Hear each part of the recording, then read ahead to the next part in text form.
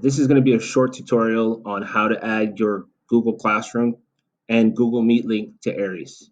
So here I have my Aeries open, and the first page that you'll come to on Aeries will be a page that looks just like this.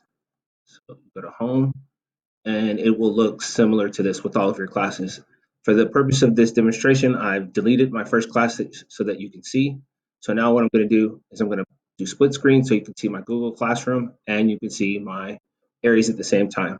So the first thing you do is you need to add your website. So to add the website, you click Add Website. Do not click Create. They've already been created for you. You're going to click Link.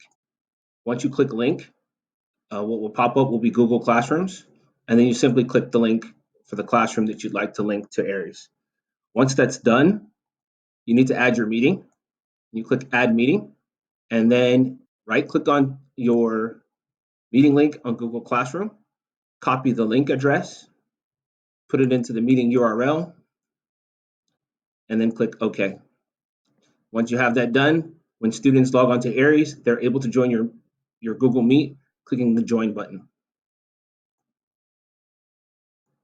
Also in Aeries, also really cool in Aeries, let me go ahead and keep the screencast going, is the ability for you to sync your classes grades directly with Aeries without having to do any updating of assignments or linking of classrooms. So what you're going to do is you would need to make sure that you have a gradebook set up and make sure that you do not link your classrooms at all, because if you do, it will duplicate the meetings.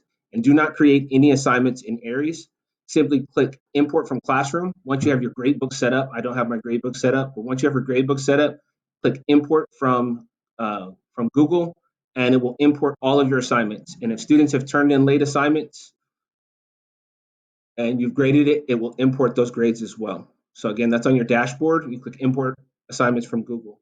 Again, be careful. Do not create the assignments in Aeries if you're going to use the import assignments from Google.